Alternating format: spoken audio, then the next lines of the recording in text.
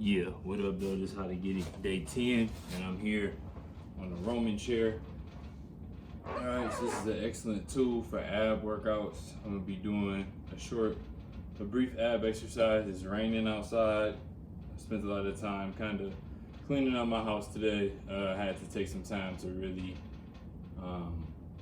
stick inside. You know, you got to dedicate time to cleaning your spaces. As you can see in the background, I still have a lot of work to do on some things. Gotta definitely fix that wall over there, but we're gonna get a quick how to get it on a Roman chair. If you ever go to the gym and see one of these, I'll show you how to get it. So we're gonna start off with 10, 10, 9, 8, 7, 6, 5, 4, 3, 2, 1. And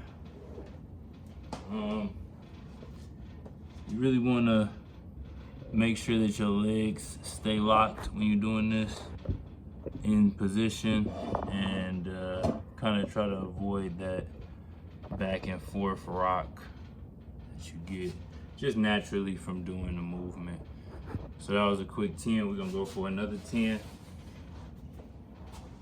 Again, you see this workout at the gym.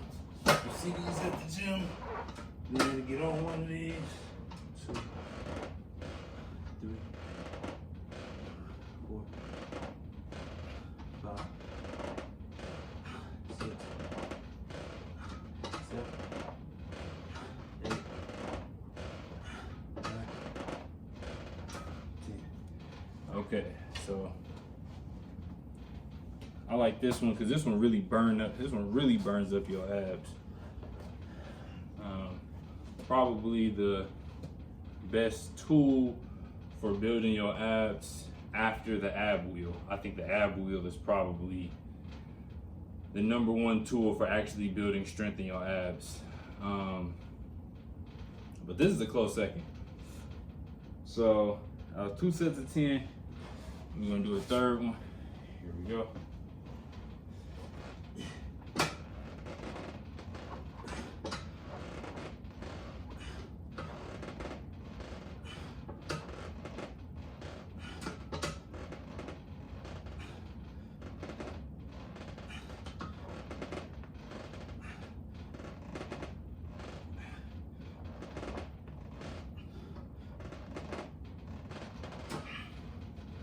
You really want to try to get to that horizontal on that one to really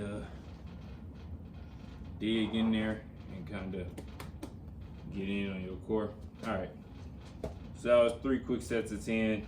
I'm not gonna make this too long. It's been raining a lot lately. Yesterday I took off after that soccer game. Man, that soccer game was crazy. I ain't gonna lie. But I took yesterday off, and it was good for recovery. I felt very fresh today. I still don't necessarily feel like I'm in the mood to do the hardest workout ever, but I'm gonna push through it on some of this. So now we're gonna do the reverse way. So you can do back crunches with this. So you want to come up to the horizontal. You want to go down as deep as you probably possibly can. So I'm gonna do 2 sets of 10 on this one.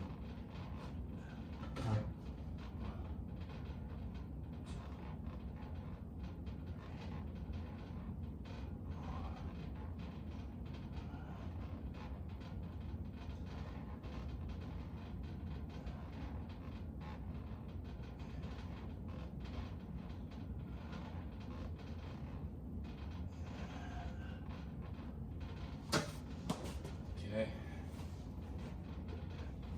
So you do that one, you kind of feel it in your glutes. Feel it in your glutes a lot. Your hamstring. So this is a really good tool to build your abdomen. Like I say, build your core. You can build your core from all angles with it, with some rotations and things of that nature. So I'm gonna try to do a couple of those here in a second. Do the second set of 10 for my back, and then we'll get into some different movements. I consider myself warm after that.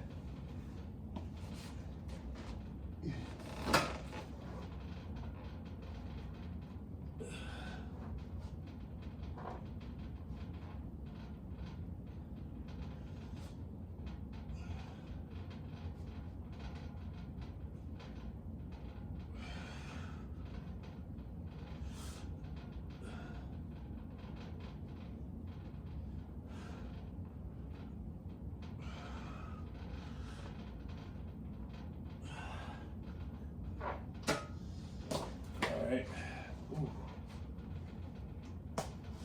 Yeah, that one really puts the pump in your low back. Pause. But so next we're gonna do some rotations. And this is just some basic movements to go over if you have this piece of equipment or you come across this piece of equipment in the gym.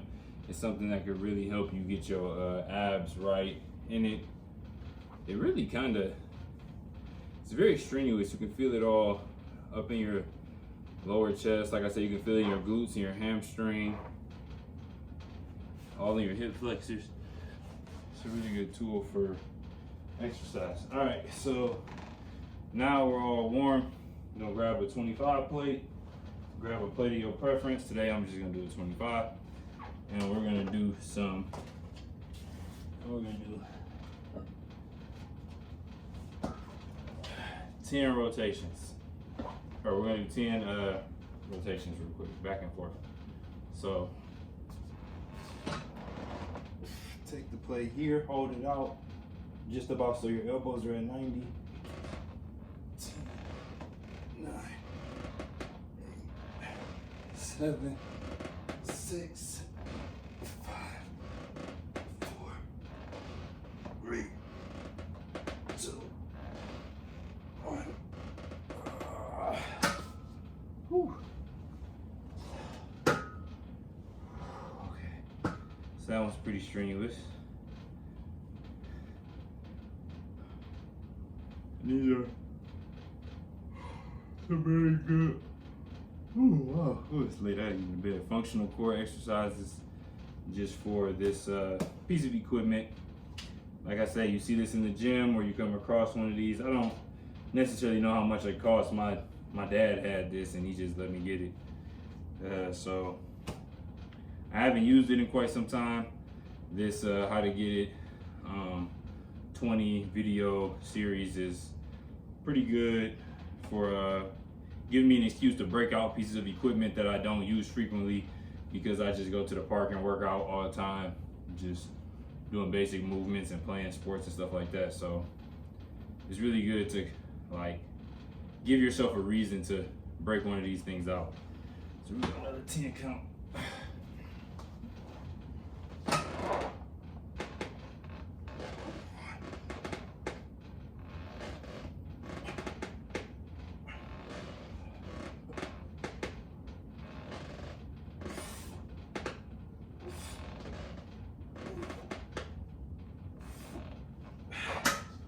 Whew.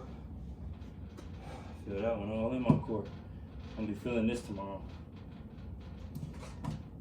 I was doing a lot of thinking yesterday.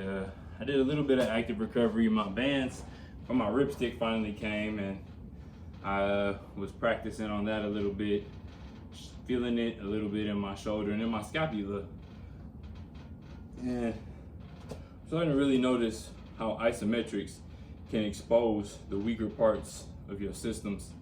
Like for example, when I do the ripstick or I do an isometric hold on the bar or maybe on a dip bar, I can notice the weaker parts of my left shoulder are becoming fatigued faster. I notice the right lat get fatigued faster. I notice like my left tricep and my left pec on my chest are very strong. I noticed that maybe I get fatigued very quickly. It's like this little tendon that connects like your shoulder and your chest. This thing in here, I have some aches in here. Like I really like these isometric things so you can expose those weaker parts. And it's almost like a self-study when you're in that isometric hold and you feel the weaker parts so you know what you got to work on after that. And I think that's really the beauty of like isometric exercises. But we're gonna do this last set of 10 real quick and go on to the next movement.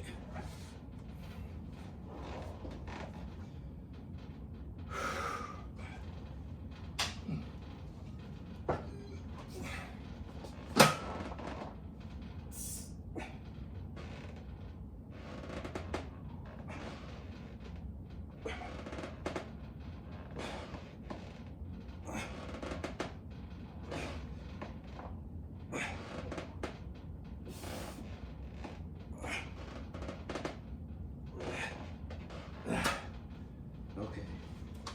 Whew. That's a good one. That's a good one. All right, so